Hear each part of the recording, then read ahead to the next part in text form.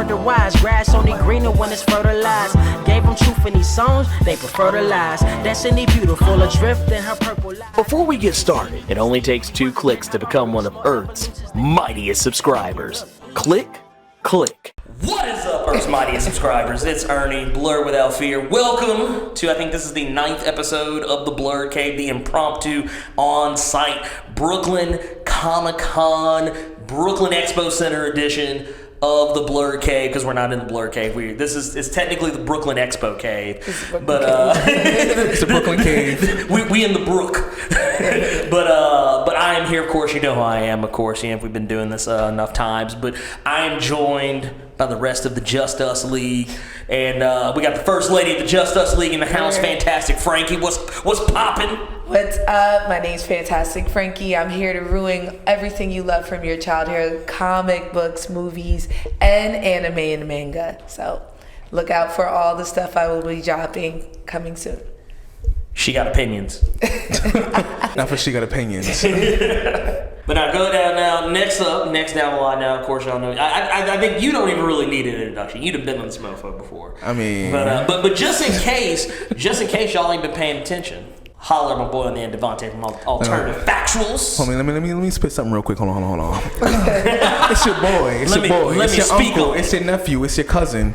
You already know I talk about comic book shows. Anything that has a comic book written, I talk about it. Any TV show, I talk about it. Then I got my boy here. You probably know him from the earlier videos. He's part of the Alternative Factuals team. We talk smack about all your shows and we dissect them, plot holes, all that jazz hands. This is my boy Shit Dynasty. Guys, comment to the top. All right.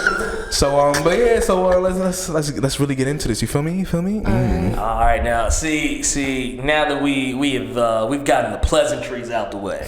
We came here to talk about some stuff. I don't want to sound somber. I don't want to sound too somber about it, but we want to go ahead and just knock this big one right out the way. Now last week I talked about that Dark Phoenix. The Dark who? Yeah, exactly. Sansa. Exactly. That Dark Sansa. A Dark Sansa. Them game of phoenixes. them phoenixes that are down. But you know what time it is. I already kind of gave my opinion on the movie. Frankie, if I'm not mistaken, you've seen the movie. I have seen the movie. I don't know if it's not in the budget of all of these big movies, right? But they have material that's set. There's an intergalactic fight that's set that I was ready for. I saw them go to space in the previews, okay? They got Sansa Stark. So I'm like, yo, this is about to be fire. It should be live. Are we really about to call her Sansa the whole time? I just said they got Sansa. So I was like, yo, Sansa's about to be fire. I like the actress Sophie Turner. And I just thought, okay, they're bringing it to space. They're not making it that sexist. She is out of control. She can't control her emotion. Phoenix, right? It's actually the Phoenix Force this time. She kind of has it a little. Well, okay, it was less than. It wasn't Last her Stand. Emotions. Like in Last Stand, it was full on emotions. It was full on. It was She's too emotional. But now in this can't one, handle it. It's a combination. Like it's a little bit of emotion, but it's mostly just the fact that she doesn't. In this one, for Claro, in The Last Stand, for those that don't know, the version of the Dark Phoenix they were using was the ultimate X-Men version, where instead of being an alien entity, it's a personality, a persona that is locked away inside of Jean Grey's psyche. Where in the Dark Phoenix, this Dark Phoenix movie is more akin to the original Dark Phoenix, where it is an alien entity, is the Phoenix Force, even though they don't really call it the Phoenix Force, but they just call it the Phoenix. But you get what I'm saying. So yes, I think of it as Sasha Fierce. That Beyonce has that second. Hold on. I felt like she was. I was like, yo, this is Sasha Fierce. She got some red leather. You can't say that the Beehive gonna be after you after this one. Yo, to say the Phoenix is supposed to be an unbeatable force of energy. She absorbed a star What is more Beyonce than that? Right? What is more Than Beyonce becoming the than that? sun. Than becoming the sun. That's and on crazy. that note, if you're new to the channel, Everybody's like, we check it out. We check. No. But no, but what you're saying is it makes sense though, because the Phoenix is, especially at the time, Dark Phoenix is kind of like the Infinity Gauntlet personified. It's like you always hear people say, "Oh, well, Thanos with the Infinity Gauntlet." Dark Phoenix just by herself. It's one of those things like people always like, "Oh, can so and so take Dark Phoenix? Can they solo Dark Phoenix?" It's like, nah, man, dude. Not many folks can solo Dark Phoenix. people don't understand that the Phoenix Force is a multiversal like concept, Right. which I don't understand that. Even like, if you kill the Phoenix, it comes back. because And it then you represents just kill the vessel. Yes. You kill like the it vessel represents that's the sum holding it. total of all life, and that like will ever be or has ever been in the entire omniverse, multiverse, whatever you want to call it. So I'm like, But even if you look at the comic, right, the original in the 70s, the comic wasn't about them defeating the Phoenix, right? It was about teamwork and partnership. At least that's what I took out of it. You're right. You're right. It's about teamwork, partnership, and it's also not so much about defeating the Phoenix. It's about saving Jean. It's about saving Jean, right? Which ultimately didn't even work out because she still killed herself. But you know what? That was the first time that I felt like a comic book reading it had consequences. She killed billions of people. She needed to dip. That's true. Yo, how do you redeem yourself after that? Well, no, okay. So here, I want to ask y'all a question then, because speaking of that, you brought up something that was a point of contention for me with the movie. Was the villains? I thought the villains were wild trash. Okay, I'm gonna keep it 1,000. First of all, you wasn't even in the movie. I'm gonna keep it 1,000. I still ain't even see that movie. I saw it and I was like, It was anticlimactic. I was watching it and it looked like the first part of another movie. So it wasn't terrible. It just felt unfinished. It was like there should have been a sequel. Like you're waiting for them to go. The story will continue, kind of like how it was in Infinity War. So it was definitely a two-parter. It was a two-parter. Yeah, that's what it felt like. But the thing is, the villains of the movie are these. They're called the Dabari, but they're like these. They're literally called asparagus people. Asparagus. But in the movie, they are the overarching villain. And it has been confirmed, I believe, that they were originally meant to be Skrulls, but then they flipped it because of Captain Marvel. But here's where the kicker comes in.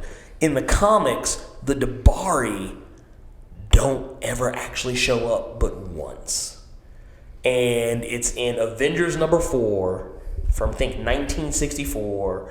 And the character that Jessica Chastain plays is that character from that issue. But the thing is, that character's race comes from one of the planets that the Dark Phoenix destroyed. So it's like, well, why are we using this character? Because this character isn't even really a villain. She's not. She's kind of just there, you know. But the one thing that I loved about the original comic was, they had these villains, right, who wanted to kill Jean Grey, and the X-Men were protecting her, but they had a leg to stand on. Kind of like how Killmonger made a point, right? Yeah. So they're like, hey, yo, she out here wilding. She need to go. And her people are like, nah. We can't do this. But it was different because now this is a nuanced look at, do we save Jean Grey? Is she really here, or do we kill her? Versus this, it's like the villain. We knew no one was stronger than her. So where was the real conflict there? I don't get know. it. Well, and here's another thing I'll throw at you as far as things that I think are kind of off. With the whole thing, especially when you talk about the comic in question, is that in the movie you had things that alluded to the things that were really important or very like iconic from the comic, like the Hellfire, like for instance when they have not the final fight but the penultimate fight, where Magneto says pretty much what everybody probably thinks about the X-Men franchise up to that point, where he's like, you always say you're sorry and there's always a speech, but nobody cares. And that's kind of like indicative of what people probably think about the X-Men right now as far as the Fox movies go. But I mean, look, I'm praying spraying out here, man. It's just you gotta look at like some of the things they put in there. Jessica Chastain's character, her role is essentially both that of Lilandra but also Mastermind, who is from the Hellfire Club. He was basically the one that had been manipulating Jean for because that's the thing they don't tell you. If you read just the plain graphic novel of Dark Phoenix, you actually miss a lot of story because this was a story that had been building, I think, for 4, 5, 6 years. And they turned into the black. They turn her into the Black Queen. The Black Queen, and then Scott saves her. And I think I spoke to you earlier. My issue with one, I have a big issue. I love comic books, but as a woman, there's always that. Yeah, I am a nerd. There's always that that pulling feeling because there's so many instances of rape and things like that, and that one in particular, especially for the time frame, that was almost normal. It was normal, it was very normal. Like with Captain Marvel, right? Captain Marvel had the same problem. And didn't they retconned on Captain Marvel though, right? They retconned. They did. I want to say they did technically retcon that out, right? Yeah. But they don't address Barbara Gordon, right? The Killing Joke is the most celebrated. Oh no, but they actually confirmed that. Like I forgot. They actually confirmed for at least Killing Joke, kind of random. But they actually confirmed that she actually was raped. Like, they didn't need to confirm. He was posting nude photos. But the thing is, some people was like to her daddy. Right. Showed her to the daddy. Yo, that's crazy. Some people were assuming that like she just got shot and he took the nude pictures, and we was under the presumption that maybe he did, but because some people were. It's the Freddy Krueger kind of thing. That is a male cover up if I've ever heard. Oh man, he just took off her clothes and took some flicks and left her there. Like, here we go. Let me mansplain this to you. See what you don't understand, Frankie. I get it. You're a woman, so you don't know. You don't really understand.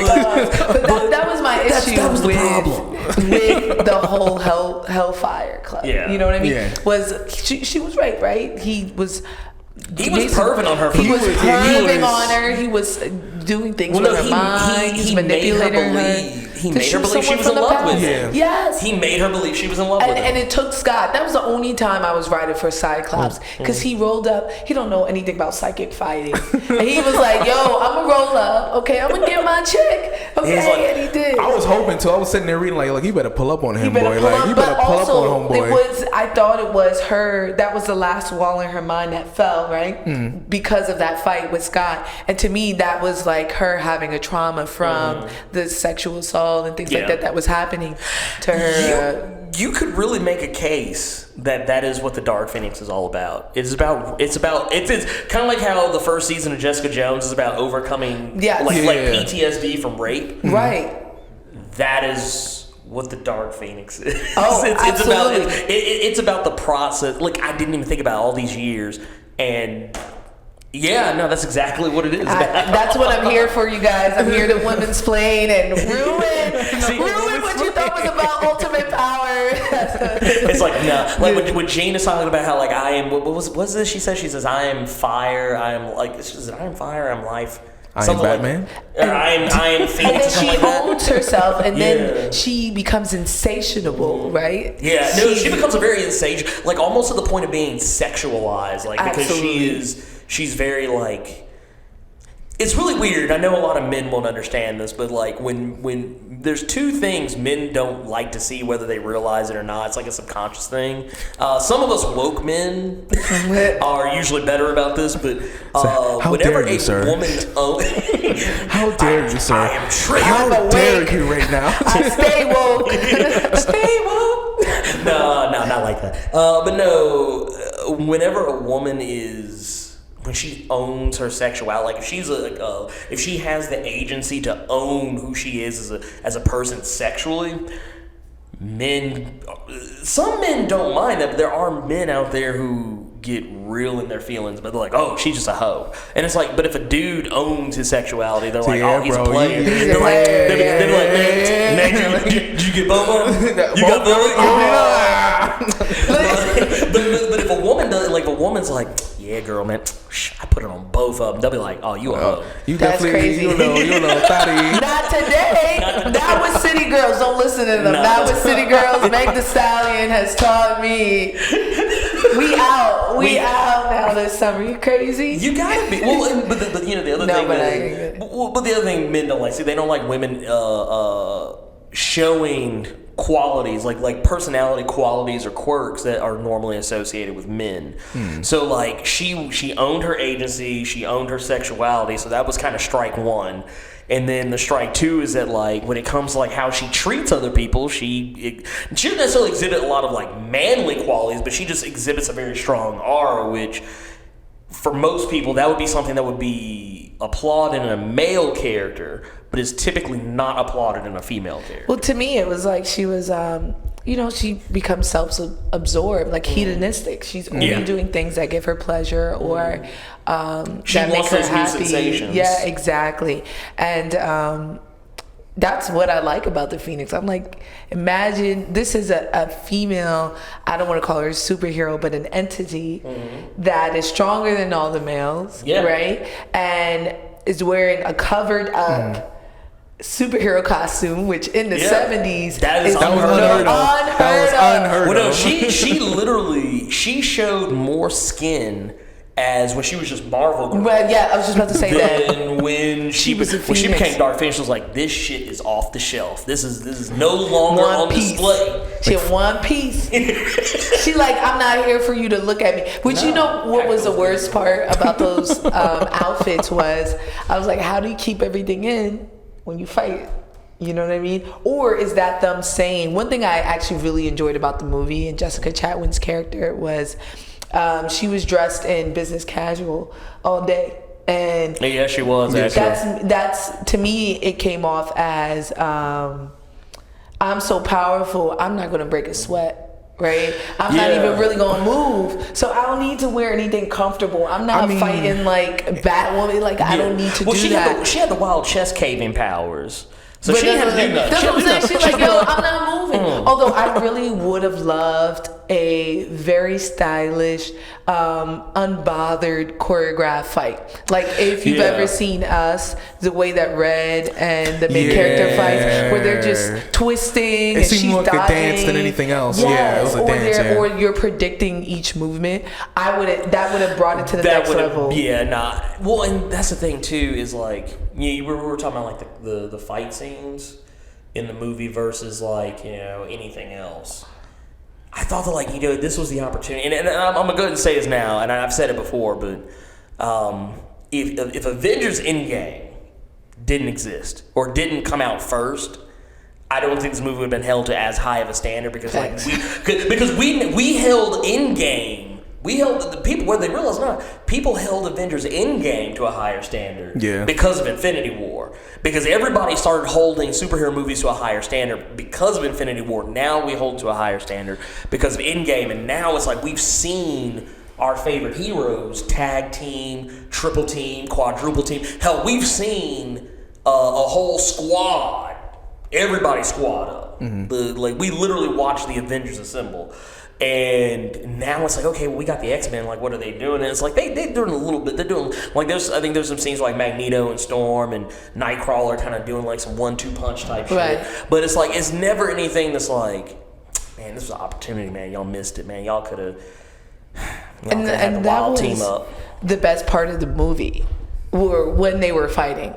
Like 100%, 1,000%. The best part of the movie. But I do have to say, this was the closest. They still didn't do My Girl Storm right. No. But it was the closest. They're not ready for a black queen to take over. They're not ready. First of all, they start the movie. My man Scott rolled up and was like, hey, yo, give me some ice. It has Storm use her powers to put ice in his drink. And I was ready to leave. I said, yeah, I'm not going to do the Queen Storm like this. But towards the end. First of all, how dare you? Like, she was worshipped as a goddess. How dare you? And he doesn't even say, like, can you please get us some ice? He was like, hey, yo, hit us with some ice. Like, he's like, wow with it. But one thing I will say that I appreciate about Storm, though, when she put that ice in there, it had no love in it. She was just like, take this shit. Always asking for something. And then went back to her drink. She just turned like, I'm over it. But it was the first time I actually saw her use her powers offensively. Really use it offensively. And I just thought that it was the first time I actually saw her display it, because they keep on not giving my girl her propers, which is crazy to me. She is, to me, one of the strongest. If you take the Dark Phoenix out, the Phoenix Force out of Jean, she's one of the strongest. Her, Emma. Yeah. Okay. Scarlet. Because Storm, she's an Omega level. She can affect the weather on a planetary level, and then I think in some instances she was able to affect cosmic storms as well. She can. No, not just that. Not only can she affect like on a planetary and cosmic scale, but she, no matter what atmosphere she's in. That's what I heard some people bitching because they were like, how can she affect the temperature in the vacuum of space? Like, it's like, y'all don't understand. She doesn't just control. To say Storm controls weather is almost reductive. It's not what she does. It's like the same concept, like to some degree, like affecting weather is kind of like I guess a basic form of, I would say, kind of like reality warping a little bit, because you have to affect certain situations in a very specific way in order for other things to happen. It's like cause and effect. So if she can change that in such a way to change the weather, like we want to form cumulus clouds to form like lightning and thunder, you have to have certain protons in like the atmosphere that have to ignite with other. Don't quote me on this. I'm like trying to go off memory. You sound right. You get my point. You get my point. Where you gotta manipulate very specific things, and in space, all that stuff exists. It might not be in the air or necessarily like like what not molecules, but you get the point. Well, yeah, but that's the thing though. No matter where she is, no matter what planet she's on, no matter where she's in space, whatever, she can control these things, and the fact that she can makes her like okay. Now I'll go ahead and say this too. Everybody usually thinks, oh, lightning. That's the thing people associate with Storm is lightning. Yeah. Lightning and making the wind. Like messing up your picnic by blowing your baskets off the blanket. That's how Storm gets you. But the thing is, she of any mutant that was on that team in that movie, she was the closest in power level. Maybe to probably the only other character who was as close in power level to the Dark Phoenix was probably like Magneto. I was supposed to say Magneto. Yeah, maybe like Professor X couldn't even really mess with her on like a power for power level. Like Professor, like it was one of those things he couldn't. Professor X is the most powerful telepath on the planet, and he couldn't fuck with your girl. That should tell you something. The fact that you had Magneto and you had Storm, and they were literally the most powerful people who could come close to really getting in her shit. And she still was kind of like, fucking them off. Right. And like she was like, nah, get the shower. Yeah, I'm here to runneth thy fade. But I do have to say, I think movies like the Dark Phoenix arc, Guardians of the Galaxy, or Fantastic Four, I feel like these need to be animated, even like in the way that, let's say, the Spider-Verse was, because the problem is, one, it can't be painted, but two, we don't feel the gravity of their powers, and like I was saying earlier, I don't think they have the budget to support it. So even when let's say Scarlet Witch, right? I remember people were arguing with me like, why? I don't get what her power is. I'm like, she can warp reality. That's what it is. She's not a telekinetic. It's not that. She's warping reality. That's a huge thing to convey. Like she can warp probability and chaos and turn it into the things that she wants it to be. Yeah, there we go. So, whether she realizes what she's doing or not, the thing is, when you have a character like, and first I'm going to tell you right now, characters like that are problematic just for no other reason than they're difficult to write for. They are ridiculously difficult to write for, and go look no further than your boy Franklin Richards, who has been depowered for the most part as of like recent Fantastic Four comics. And Franklin Richards had pretty much the same power. He was a reality warper. He could literally just be like, and this world exists, you don't exist. Like all the shit that Thanos was doing, he could literally just walk up and be like he was doing that as a kid. He was doing like, I'm talking about like in diapers. In diapers, he was just like out. But I don't like that. That's boring.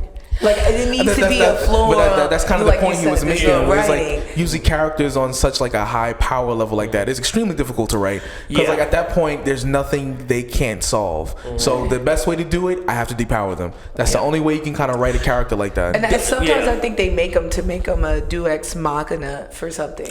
You know what I mean? Like to call boy and he'll clear, and then he's forgotten any other time we need him. You know? Well, think about this. Your boy Doctor Strange. Depending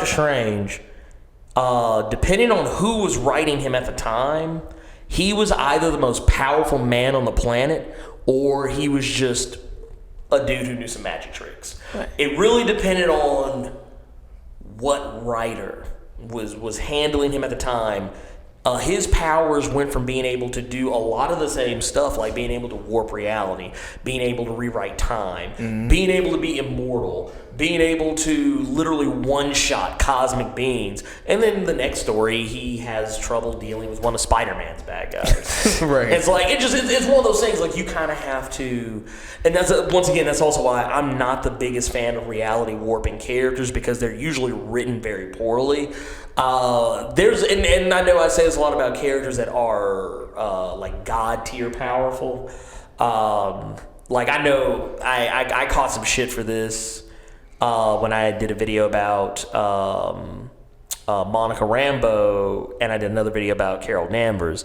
And I caught shit on both videos for this because like people were like, because in every case where people would say, oh well, you know, the Captain Marvel movie should have been about Monica Rambeau, and it's like my response was always two things. One, Monica Rambeau's grown past that name. As much as I like the idea of her being Captain Marvel, she is better like standing on her own 2 feet as either Photon or Spectrum. On the other hand, for all the people that complained about Captain Marvel being too powerful in her own movie, you would say the same thing, if not worse, about Monica Rambeau, because Monica Rambeau is more powerful than Carol Danvers, but on different levels. Like Carol Danvers is like raw, brute strength and like photon energy. Monica Rambeau literally is energy. Like she can literally do whatever the fuck she wants. Like I've literally seen her use her powers in ways I'm just like, wow, I never would have thought of that. But that's the thing, though. Do you know why Monica Rambeau doesn't have a solo book? Not because she's not interesting, but because it's hard to make her stay interesting. And that's kind of the reason why, full circle, the Dark Phoenix is one of those storylines that people always want to try and go back to, whether it's movies, cartoons, video games, whatever. They always try and go back to it because it's really interesting. But the Dark Phoenix is a difficult character to write because literally when the Dark Phoenix comes, it's supposed to be a wrap.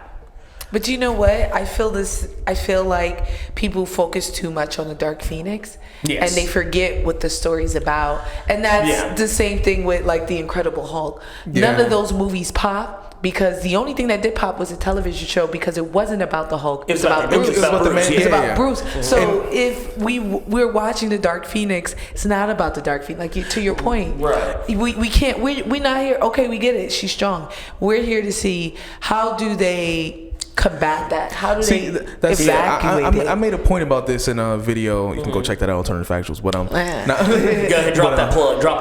But I made a video about that. I'm like, a lot of people don't realize, like, when it comes to powerful characters, like, if you want to write a solid show, you don't have to focus only on their powers. It's the same concept where, like, you know, on the CW they depowered Black Lightning severely, but because for the same reason where they feel like he was just too powerful, he'll be able to solve everything. I'm like, but most of his comics weren't even about his abilities. No. They were about the fact that he wanted to change the community that he was in, and the fact that his powers affected his family, the people around him, as well as what he could do for the community that wasn't always being Black Lightning. It was about being a principal or, you know, whatever the case may be. But no, and more to your point, like most people, because if you were only familiar with Black Lightning from the TV show, you'd probably think, oh, he's got some cool powers. But most people don't realize, like, if you, and I hate comparing it to this movie because it literally, that's exactly what they did. If you watch Amazing Spider-Man 2 with Jamie Foxx, yeah, the Electro that is in that movie is a more accurate portrayal of Black Lightning's powers.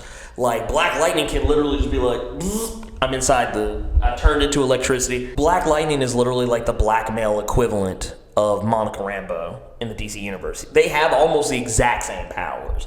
The only difference is that Black Lightning tends to get used a fraction of a hair more in his own universe versus Monica Rambeau. Right.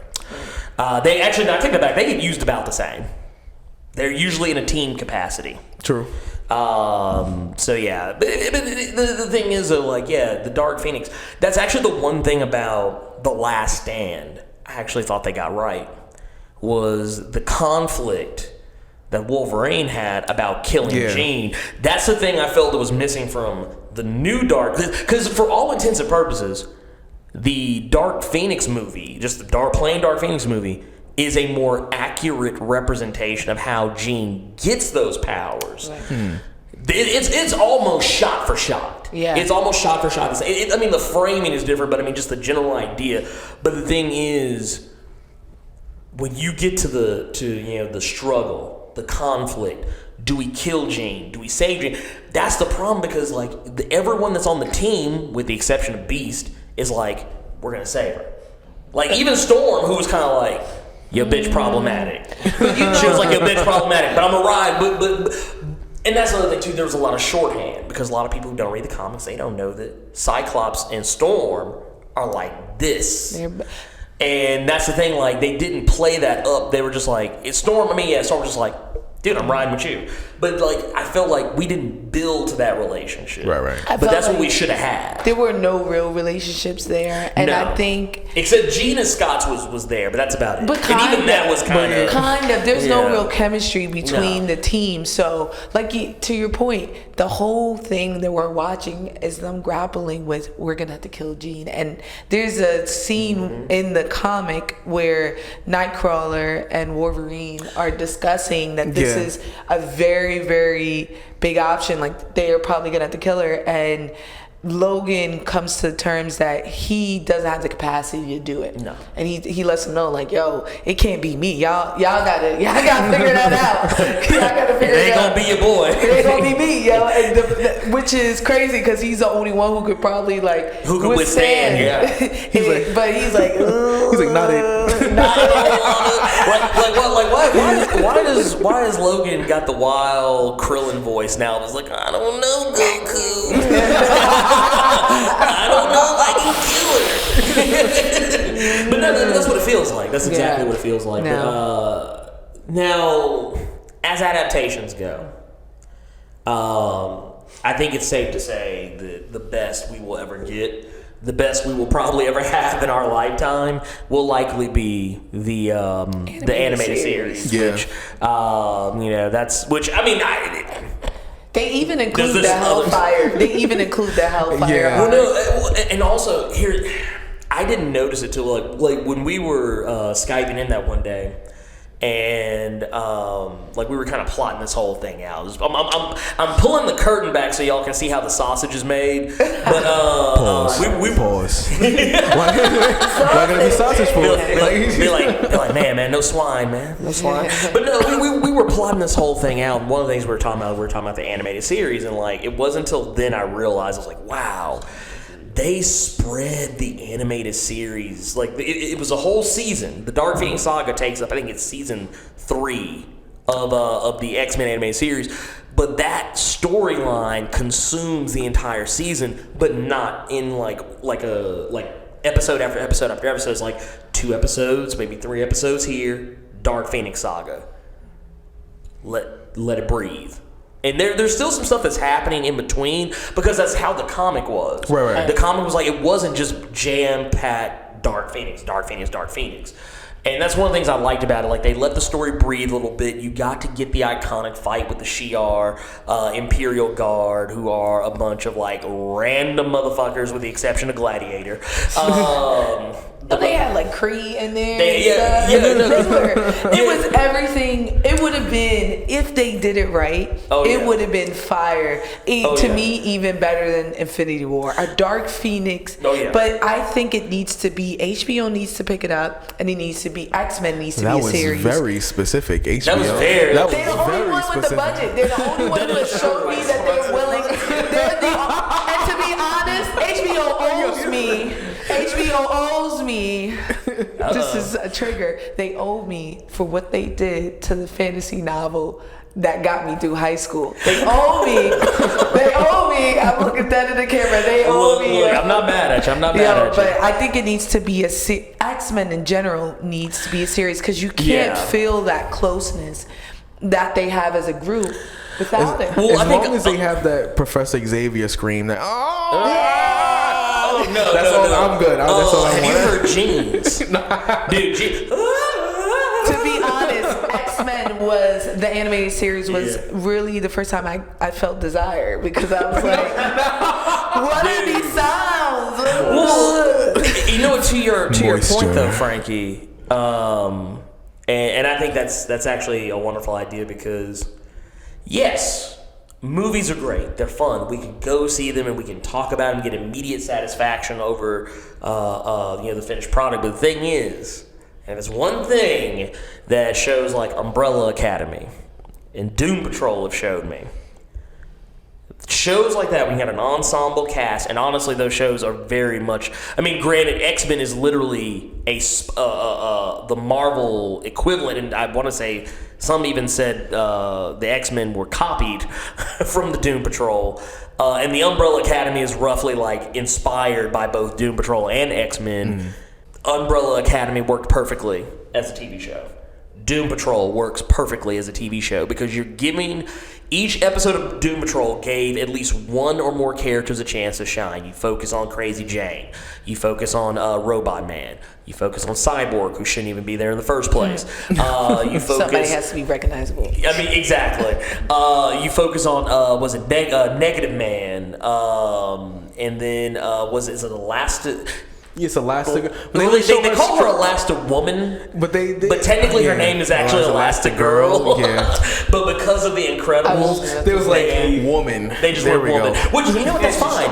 And we're moving away from girl in all comics for grown ass women. We should not be calling them girls. Well, that's kind of like why I thought it was so weird. Like I was doing a video, as apropos of nothing.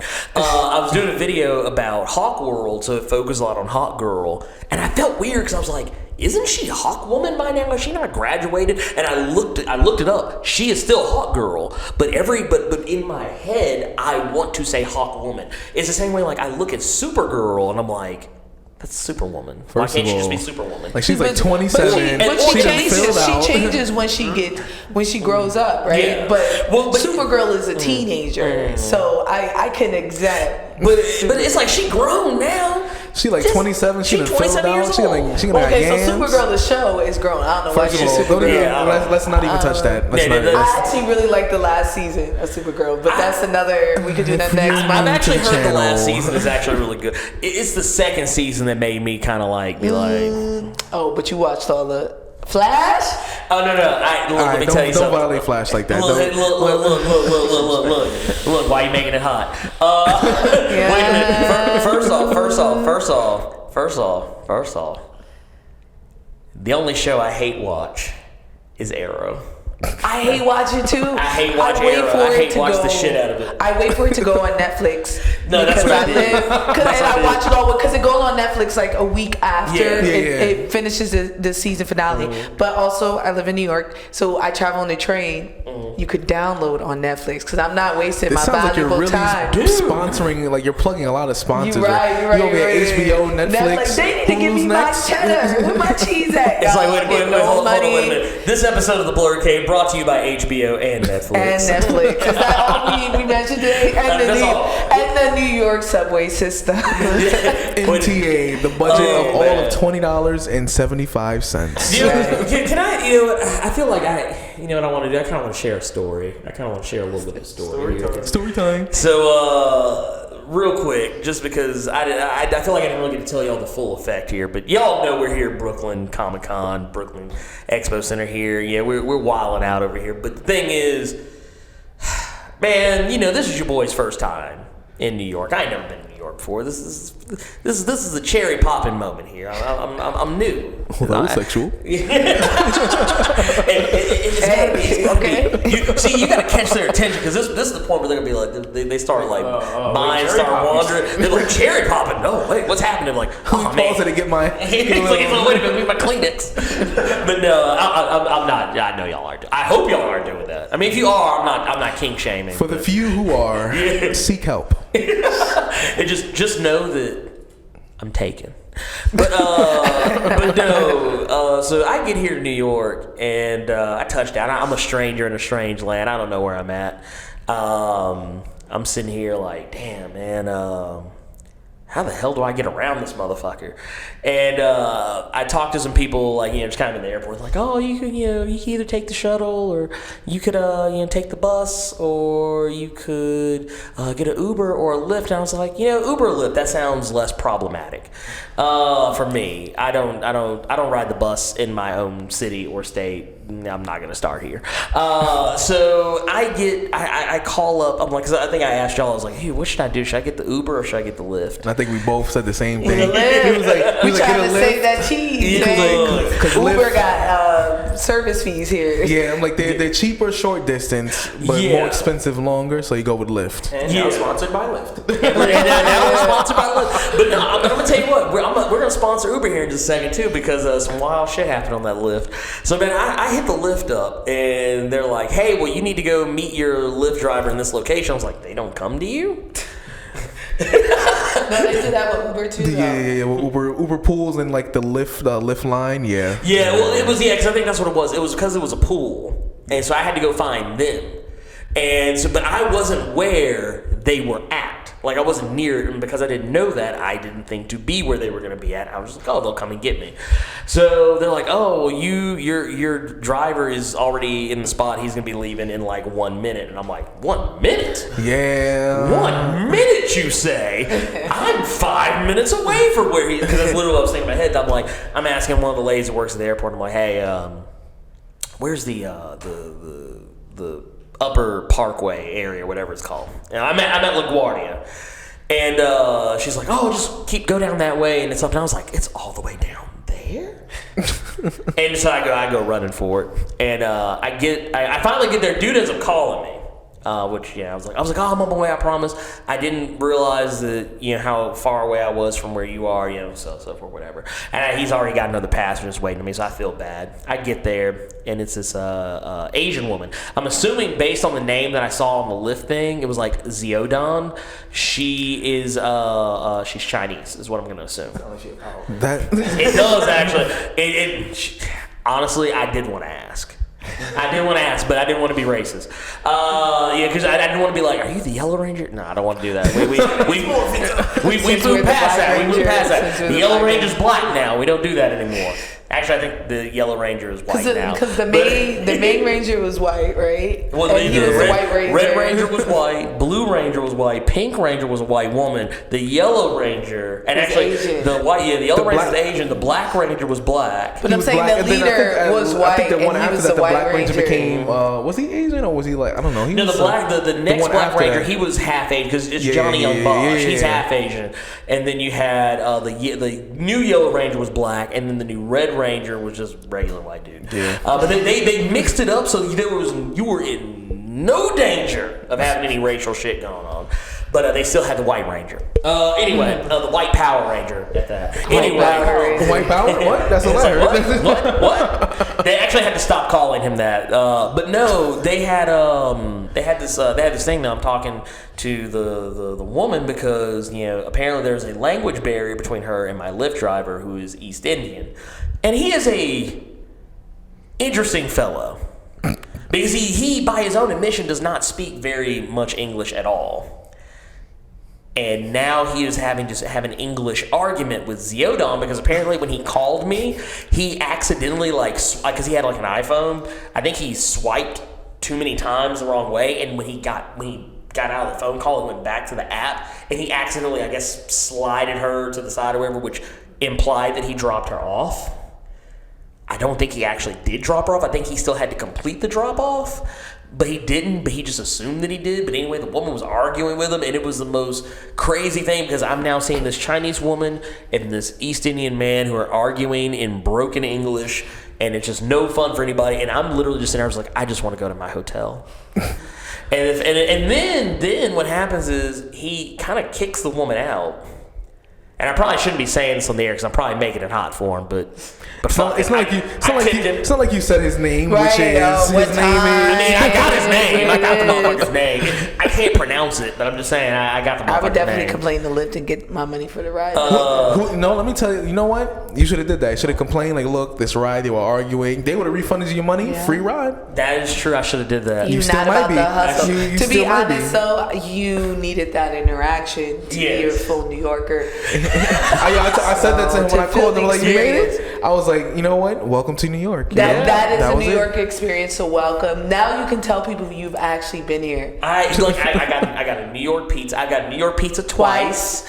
I've witnessed an argument between an East Indian man and a Chinese woman. One that continued over the phone. And so yeah, I feel like I've got the experience. I feared for my life because I started to wonder whether or not he was going to take me somewhere and kill me because he kind of started doing this weird God, it's gonna sound crazy. He was doing like, you see, like in the South, we say Jesus take the wheel, like we say it up here too. You say it here, okay? So you know what I'm talking about. Like you just be like, oh, Jesus take the wheel. He was doing the same thing, but in his own language, and he was doing it more like in a chakra type way, like meditation. And like I was like, this motherfucker about to kill me. I'm about to get dead. So yeah, no, but and not because he's East Indian. I don't give a shit about that. It was just a weird thing to witness. Frankie could have done the same shit, and I'd have been like, man, I need to get the fuck about this. I need to do it. I need to look. I'm on FDR, man. I need to tuck and roll on this bitch. But yeah, that was. So I feel official now. I feel not only that I've discovered that Southern hospitality is not exist. It doesn't exist here. It's not only does it not exist here, it is frowned upon. Because I didn't tell y'all when I went out at 1:00 in the morning last night to go get a cold pop, which I don't normally say pop, but I feel like I should when I'm up here. Just saying. I go to the gas station, and there's me and this other gentleman. We're walking to the door of the gas station, and we meet at the same time. And me, being me, just because I'm from the South, I just said, oh, fuck it, whatever. I open the door, and I hold it open for him. And he looks at me, he's like, what are you doing, my man? What are you doing? You wilding right now. You dead wilding right now. Because that's what it is. Where do I know you from? Why are you dead wilding right now? Like, how you holding the door for me like that, babe? Like, word to my mom's? Like, and I will admit, he was cool about it. But the look he gave me pretty much said, sir, fuck is you doing? Like, he was like, no, you go. And I was like, oh, okay. Yeah, we don't let people walk behind us. And you know what? That's not a bad thing. You gotta be ready in these streets. Always. It could be on site anywhere. Well, I mean, it was 1:00 in the morning, so I don't blame ready, it. so you don't have to get ready. That's the rule. Look, and all these folks that follow the channel, they're like, man, just be careful, man. Just be careful, man. Be safe. And I'm out here doing the dumbest shit. I think there was only one person who was okay with me opening the door for him, and I think it was because they actually genuinely needed help. But even they were surprised at the fact that I opened the door for them, like, because it was the lady that was when it's not different lady from what we saw earlier. We went to the pizza place. I went to the corner, like a little corner. Well, it wasn't a corner store, kind of like a. Not really even a bodega. Bodega deli? It's kind of like, kind of sort of. It was like a weird mix. Was it the Aki spot or? Probably. Yeah, was it an Aki? I think it might have been. But there was a lady, she was trying to get her stroller in. And I went, and it was the one I was telling you about. The one I was telling you about last night. You know it.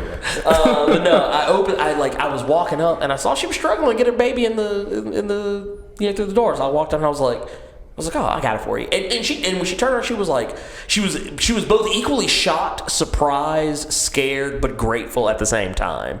So like it was really weird. But Yeah, I don't have to worry about You're him. welcome. He got muscle, which is I am security of the group. Look, I'm gonna go put some respect. You know what? Actually, can we put some respect on Frankie's name here? Here we go. Because look, I've been bodying people all day.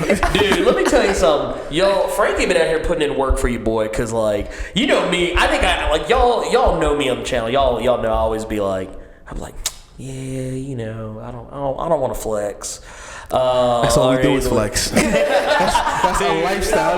This is an all flex zone. Like, dude, Frankie done made me change my mind about that shit. Y'all about to see a whole new Blerd without fear, because I be coming to him over and be like, well, you know, technically I'm a guest, but I'll just wait in line. He gonna be in his own channel. He's Look, gonna be in his own channel. Like, look, you gonna get what I give you. Right? You gonna watch this video. Let's do this. Look, a motherfucker flew me out here. I'm flued out. Look, I'm flued out. Look, motherfucker paid cash money to fly me out here, put me up in the hotel, and I'm the one sitting up here acting like a little bitch, just being like, no, I'm just gonna wait in line like everybody else who's paying. Nah, fuck all that. It's like, even though I'm getting it for fucking free. We get it. We get it free. I'm just like, no, I'm just gonna wait. Dude, Frankie shows up, like she hits me up on the video chat. She's like, and I'm gonna go to her now. She had the wild march on, because like when she because I saw when she pulled up, like she rolls like, yeah, we are guests on this. We got panels. We were asked to be here. I mean, if you got it, why not use it? You know what? See, y'all, it's that thing. Y'all done changed my whole thought process on this. I'm doing shit. I've been fucking up. Yo, I'm here to ruin. I'm here to ruin everything that is honest and sacred, okay, and innocent. That is my purpose, and I'm happy that I was able to fulfill it today. I thought I was a boss. I thought I was a boss back in Memphis, but y'all, you just showed me. I was like, man, I ain't hitting on nothing. I gotta change the way. I gotta put some bass in my voice for I come back up here again. Like now, I'm just like, nah, man. Next time I come up here, y'all gonna see some new shit. I'm gonna be like. Yeah, no. Them badges right there on the table behind you. Those are mine. Those are mine. No. Those sneakers. No. Those are mine too. I was telling him, I was like, man, if you would have been here in 2008 when Sidekicks and Merms was really popping, I don't know. Bruh, Ernie, I don't know how you would have felt about that. I don't know if you're here at the New York. You wasn't here during that. Post Girls, yeah. Sex in the City, Brooklyn. I was telling him, I was like, if you wearing a Merm and somebody like, yo, what size is that? Run. Do not ask any questions. Run. Take it off, because sometimes you run if you're slower. You better be fast or take it off. Best believe, dude. I won't lie. Like, there were a couple of points, man. I almost had like you have like the white woman who, like, she starts clutching her purse. I had a couple of moments like that last night. But for the most part, I kind of kept my head on a swivel, and I tried not to look like I was a tourist. I tried to just act like I belonged. There you go. Now you're moving efficiently. That's the trick. I wasn't taking my phone out, taking no random-ass pictures. I didn't ask anybody where shit was. Exactly. I was there like, we go. Remember, I think I was talking on the phone with you, and I was just walking around like everything was everything. I was like, nah, motherfucker, nah, fuck this shit. And whenever, like, somebody would, like, kind of, like, act like they'd be on the same path as me but going the opposite direction, like we were gonna like meet up, I wouldn't even move. I'd just keep on going like wasn't shit wrong. I was like, I ain't. That's what it is. That's what New York is. It's all about a flex. It's all about flexing. See, y'all done changed me. I'm gonna go back to the South, man. Motherfuckers be like, God damn, dude, the fuck is you doing, dude? Why, you were only up there 2 days. He's different. Look, I'm gonna start pulling, be like, no, give me my shit. I'm different. Man. We different. So we got totally off track. We did. We really did. But that's what this is all about. This was all about. It's all about just wild conversations. So we're gonna give you the smooth jazz review. Now, smooth jazz. Well, I'm gonna let y'all say y'all's piece because everybody knows how I feel about it. About the movie, or everybody knows what I feel about the movie. I'm gonna let y'all say y'all's. I didn't watch the movie. I'm not going to. Dang. There we go. I think it was not good, but I also think that it wasn't bad. I think it was mediocre. Yeah. But it did lead a whole bunch of other questions in my head. Like, why can't we get these female superhero movies, right? It's only 6 of them.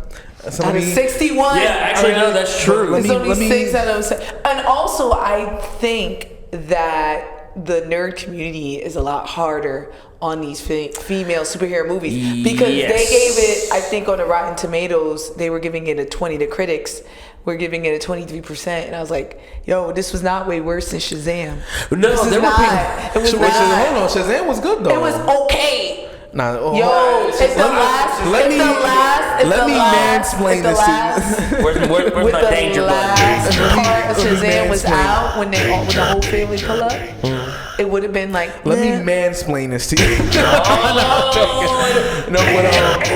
I don't think Shazam was that bad. I think it was good because it's from the perspective of a kid. So it's not like obviously like. But he's not an innocent kid, right? He's a foster kid who runs away from numerous homes. He ran away because he's still looking for his parents. But he's not. Billy is not an innocent child. It's not like he was doing it like, I'm going to run away from these homes because I want to sell drugs. I'm trying to flip these bricks and all that.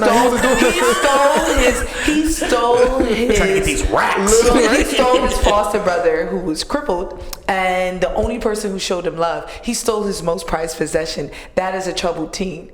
That's a troubled young man. That's not an innocent child. I'm not saying what he did was okay. Yeah. I'm just saying the motivation behind it did not fully classify him as somebody who's like. I'm not saying Shazam is bad either. I'm just saying it's not amazing. I'll say on a scale of 1 to 10. We watch it and we're okay with it being mediocre.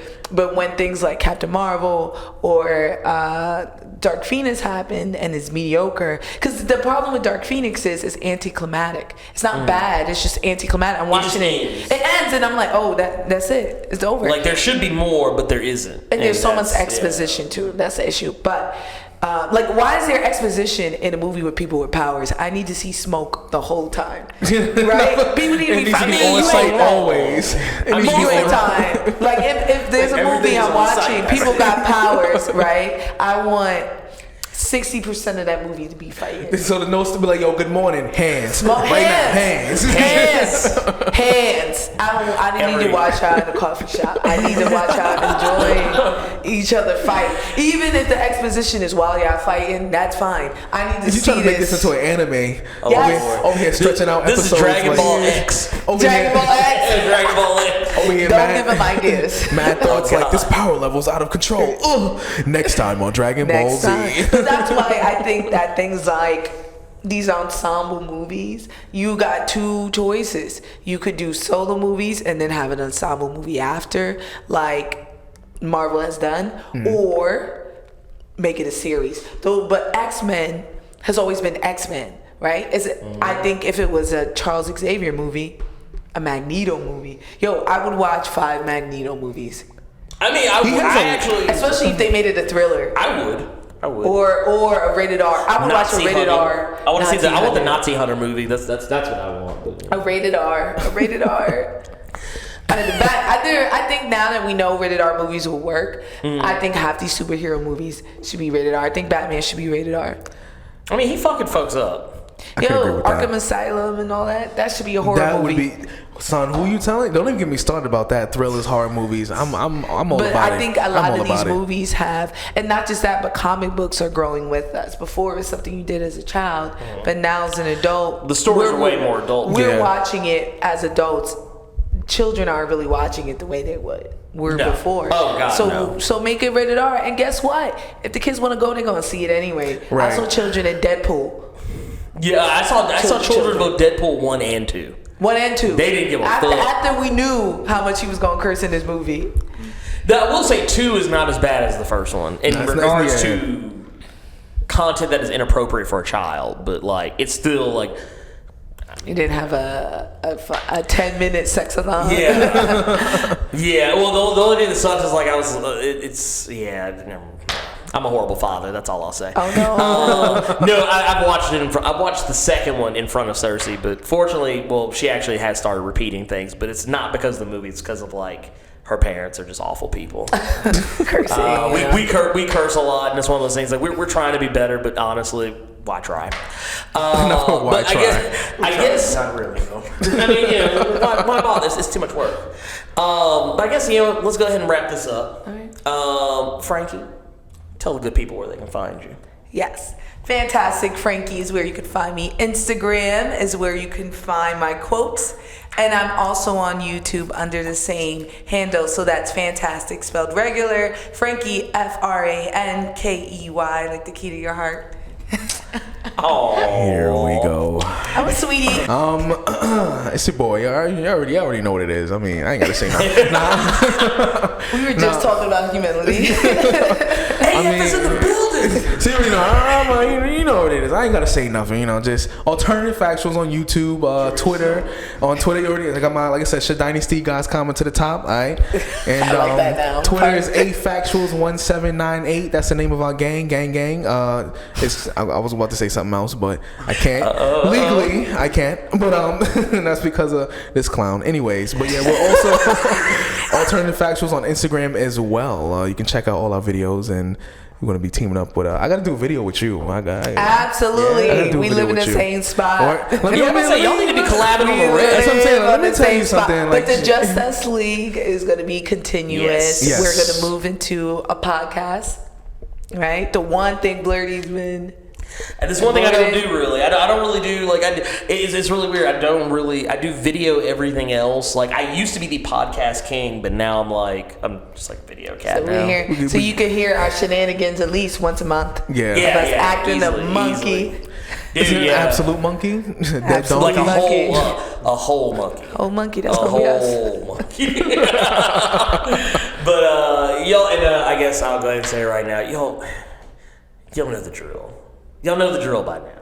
I hope you know the drill by now. You know what you gotta do. You gotta Hulk smash that goddamn like button. You know you gotta do that. You got to leave your comments sound off. Tell me what you think about everything we're talking about. Say if you agree, if you disagree, if you are somewhere in the middle. I don't give a damn. Just let me know. Let him know.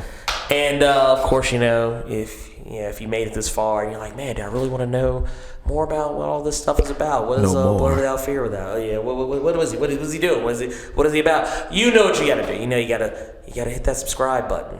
Become one of Earth's mightiest subscribers. Mightiest. And tap that bell. Ding-a-ling. Ring my bell. We don't own the rights. Ring my bell. So that you can know when I post up on new videos. So yeah, there you go. Please don't sue. Did you get the rights for that? Man, you gotta clear these samples, man. I mean, under fair use, it was under 15 seconds. It was under 15 seconds. It is true. It is very true. If anyone ever knows how I beat fair use, That's the trick. That is a secret. 15 seconds. Anyway, this is going to be a little bit shorter. I know it's kind of an impromptu. It's not live, but just kind of the way things fell here. Everything it's all over the place. There's people all over the place. There's mad stuff going on, mad cosplay, mad video games popping off. People they're all over the place, man. It's insane. It's insane. There's other stuff going on. You'll probably see some pop up here and there. I got more stuff coming. We're going to have more stuff coming, of course. You know that. We told you that. And it's time to get up out of here. I don't want to overstay our welcome. Let's get the fuck out of here. Yay. Peace out. I love you 3000. Peace and love. Plus ultra. So hey, you made it to the end of the video. Awesome for you. If you enjoyed this video, and if you made it this far, I don't see how you didn't, do me a favor. Hulk smash that like button. And if you want to see more awesome videos like this one, make sure you click subscribe so you can become one of Earth's mightiest subscribers. And tap that bell so you know when I post up. Also, feel free to go check out my Patreon, where if you chuck in $1, you can get early access to most of my videos up to a week early. And if you have time, make sure you swing by nerd901.com, where you can find more of my content as well as other amazing stuff. Anyways, until next time, I love you 3000 plus ultra.